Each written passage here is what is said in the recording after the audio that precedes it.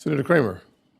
Thank you, Mr. Chairman. Thank you, Mr. Secretary, for being here. And let me say, I'm sorry you're no longer a North Dakota farmer. You were a good one, and we were sorry to see you go.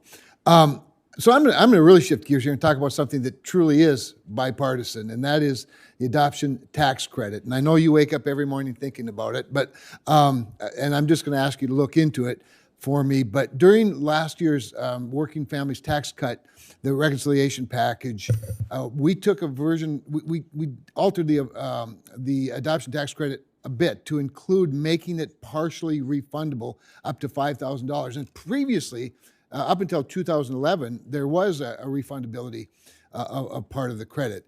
The adoption tax credits always had this carry forward provision that allowed, of course, families to carry over unused portions into the next tax liability.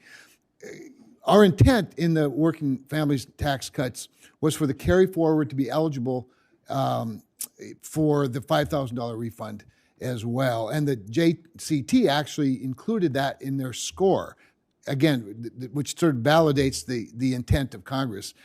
However, the IRS is interpreting the language to mean that the carry forward is not eligible, affecting, of course, the adopted families from 2020 through 2024. What the IRS did is they interpret the effective date of December 31st, 2024, the same way Congress intended. But there's a big difference now between Congress's intent here and the IRS's interpretation of it.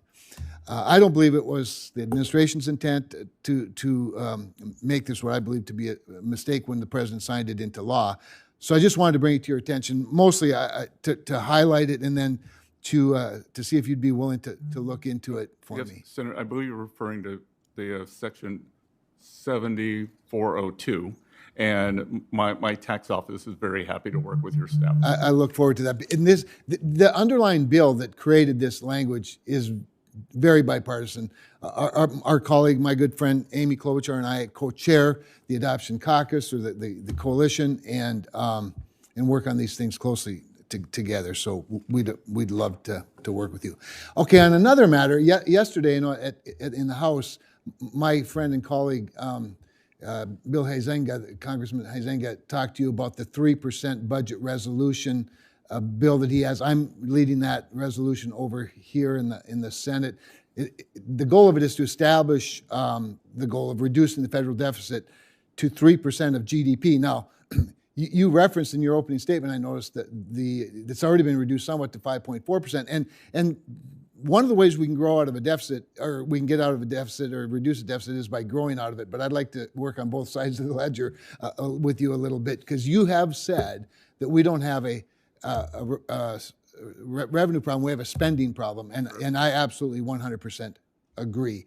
So maybe you could just speak for the remaining time, although I would love to translate productivity sometimes as a result of efficiency, which might be a little bit of a workforce challenge, but that's another whole longer story. But speak a little bit to that goal. Is 3% by 2030, which is what our resolution do? Is that realistic? So, Senator, my target is for something that begins with a 3 by the end of President Trump's term. As I said, for calendar 2024, we're at 7%, the highest when we weren't at war, not in a recession. We're at 5.4, and what friends from the other side of the aisle the tale of woe and gloom. We have, on the past 3 quarters, we've averaged 4.1% GDP growth, and we had a fiscal contraction last year. They brought down the spending, which is one of the reasons our bond market did well. So we're at 5.4, and as we move that down, we will see the economy improve, and everyone could go to the Treasury website or the X account.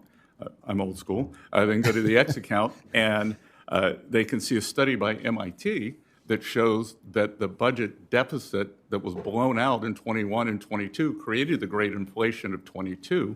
So as we bring down government spending, it will bring down rates and bring down inflation. And at the productivity growth levels we're at right now, I mean, who knows how quickly we can get out of it. I think we're in an exciting time that could be like we saw in the 90s. I agree with you. We're at the beginning of the boom. I yield back 2 seconds. We'll take them. Thank you.